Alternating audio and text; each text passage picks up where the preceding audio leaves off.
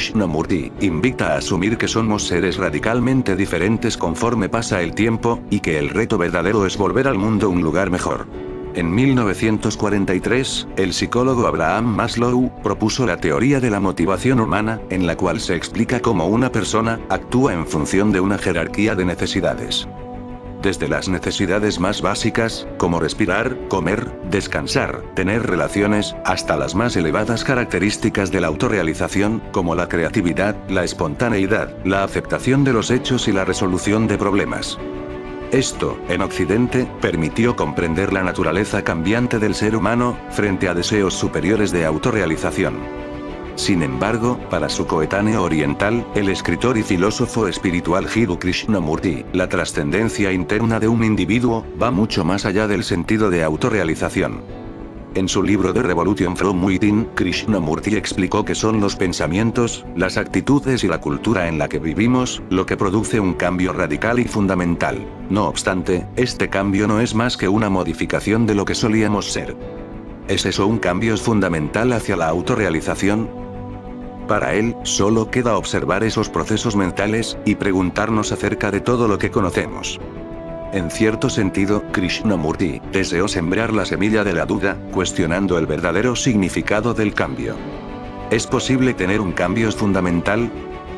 En el fondo, como mencionaba en sus charlas, las preguntas más importantes de la vida realmente no tienen respuestas finales. Él compara los resultados con un eje divergente. Es decir, que solo podemos acercarnos a la perfecta verdad a través de la negación de descartar lo que no es verdad ni útil, en un intento de dirigirnos más allá del pensamiento condicionado por la cultura, y alcanzar un cambio fundamental y radical.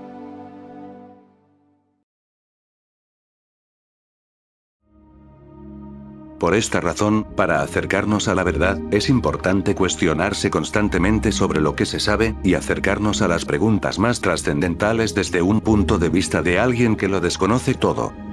Es decir, que al vernos en el espejo, seamos capaces de preguntarnos quiénes somos, de dónde venimos, a dónde nos dirigimos, en dónde estamos parados ahora mismo, y respondernos solo con lo que estamos enfrentando con la vista.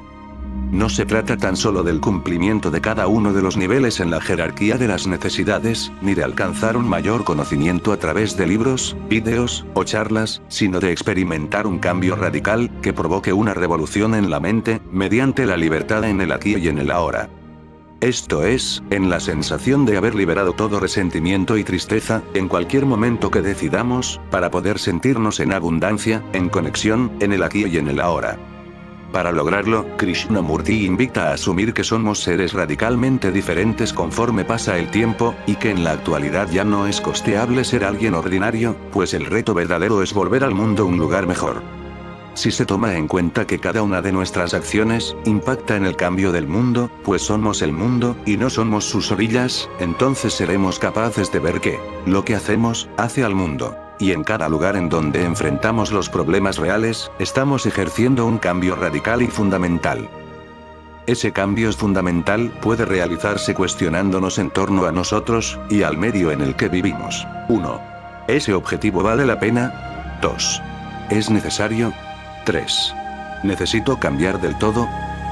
No obstante, hay momentos en que la confusión puede abrumarnos ante estas preguntas, por lo que Krishnamurti explica que cuando uno está confundido, se debe pausar todo tipo de actividad mental. De lo contrario, solo comenzaremos a saturar a nuestra confusión. Observa las actividades de la mente, sin intentar cambiarlas o ponerles un fin, porque en el momento en que encuentres un final, regresarás a la dualidad. Es la mente la que no está consciente de sus propias actividades que alguien más introdujo, y de las cuales nos volvemos esclavos. De modo que para liberarnos de esta angustia, y realizar una transformación fundamental, es cuestión de comprender el proceso de nuestro propio pensamiento. ¿De dónde vino? ¿Con qué está relacionado? ¿Es funcional o útil? Una vez que seamos conscientes de ello, menciona Krishnamurti, nos damos cuenta de que la mente es quien crea el problema, la noción del yo, el cual siempre estará deseando más. Por inmortalidad, por continuidad, por permanencia en el aquí y en el ahora. Pero es la incertidumbre en nosotros mismos, lo que conlleva las manifestaciones externas de la ambición personal, el deseo de ser alguien, la actitud agresiva frente a la vida. Así que al liberar esa angustia latente, el cambio radical y fundamental se realizará desde el interior, y nos conectará con una lujuria por la vida, con una viveza en los vínculos, con una trascendencia de los bienes materiales. Para tener la plenitud interna de la vida, la cual incluye a la muerte, la mente debe liberarse de sí misma desde el conocimiento. El conocimiento debe cesar, para darle espacio a lo desconocido y al sentido de la autorrealización.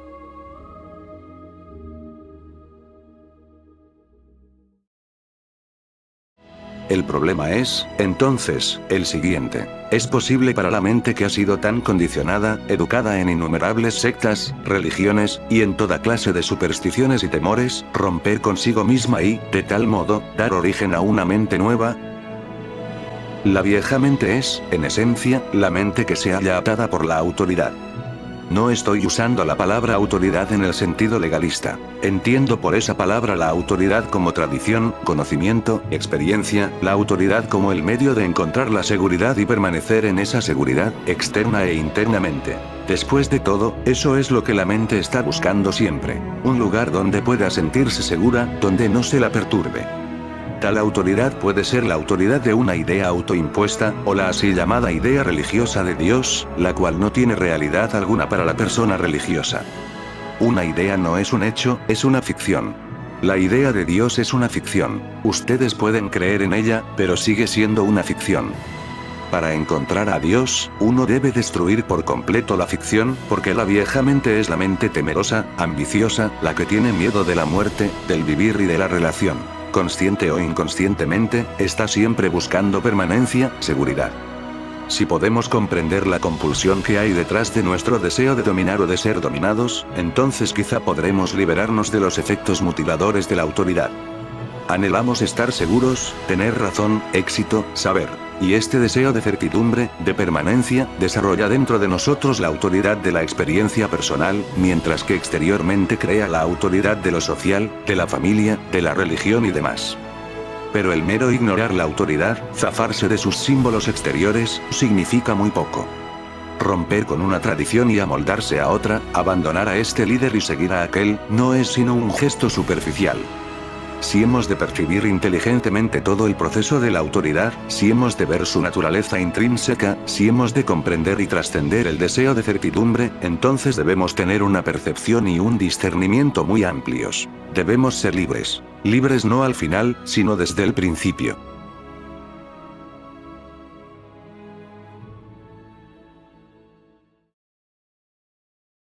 Cuando la mente es capaz de desprenderse de todas las influencias e interferencias, y estar por completo sola, únicamente entonces hay creatividad. La técnica se está desarrollando más y más en todo el mundo. La técnica de cómo influir sobre la gente por medio de la propaganda, de la compulsión, de la imitación. Hay innumerables libros escritos acerca de cómo hacer una cosa, cómo pensar eficientemente, cómo construir una casa, cómo armar una maquinaria. Así, gradualmente, estamos perdiendo iniciativa para desarrollar algo original por nosotros mismos. En nuestra educación, en nuestra relación con el gobierno, a través de diversos medios, ejercen influencia sobre nosotros para que nos amoldemos, para que imitemos. Y cuando permitimos que alguien influya en nosotros, persuadiéndonos a adoptar una actitud determinada o a emprender cierta acción, nos resistimos naturalmente a otras influencias. En ese proceso mismo de resistirnos a la influencia de otro, ¿no sucumbimos a ella de un modo negativo? ¿No debería la mente hallarse siempre en estado de rebelión, como para comprender las influencias que están haciendo siempre impacto sobre uno, interfiriendo, controlando, moldeando? ¿No es uno de los factores de la mente mediocre el hecho de que siempre tenga miedo y que, al hallarse en un estado de contusión, desee orden, coherencia, quiera una forma, un molde que la guíe y la controle? No obstante, estas formas, estas diversas influencias crean contradicciones y confusión en el individuo. Cualquier opción entre influencias sigue siendo, por cierto, un estado de mediocridad. ¿No debe la mente tener la capacidad de profundizar en los hechos, no imitar, no ser moldeada, y estar libre de temor? ¿No debería una mente así permanecer sola y, por lo tanto, en un estado de creatividad? Esa creatividad no es de uno, no es suya ni mía, es anónima. si hemos de crear un mundo nuevo, una nueva civilización, un arte nuevo, no contaminado por la tradición, el miedo, las ambiciones, si hemos de originar juntos una nueva sociedad en la que no existan el tú y el yo, sino lo nuestro, no tiene que haber una mente que sea por completo anónima y que, por lo tanto, esté creativamente sola. Esto implica, no es así, que tiene que haber una rebelión contra el conformismo, contra la respetabilidad, porque el hombre respetable es el hombre mediocre, debido a que siempre desea algo. Para su felicidad depende de la influencia, o de lo que piensa su prójimo, su gurú, de lo que dice el Bhagavad Gita, o la Biblia, o Cristo. Su mente jamás está sola. Ese hombre nunca camina solo, sino que siempre lo hace con un acompañante, el acompañante de sus ideas. ¿No es, acaso, importante descubrir, ver todo el significado de la interferencia, de la influencia, ver la afirmación del yo, que es lo opuesto de lo anónimo? Viendo todo eso, surge inevitablemente la pregunta. ¿Es posible originar de inmediato ese estado de la mente libre de influencias, el cual no puede ser afectado por su propia experiencia ni por la experiencia de otros, ese estado de la mente incorruptible, sola? Únicamente entonces es posible dar origen a un mundo diferente, a una cultura y una sociedad diferentes, donde puede existir la felicidad. Muchas gracias por su atención. Bendiciones mis amados.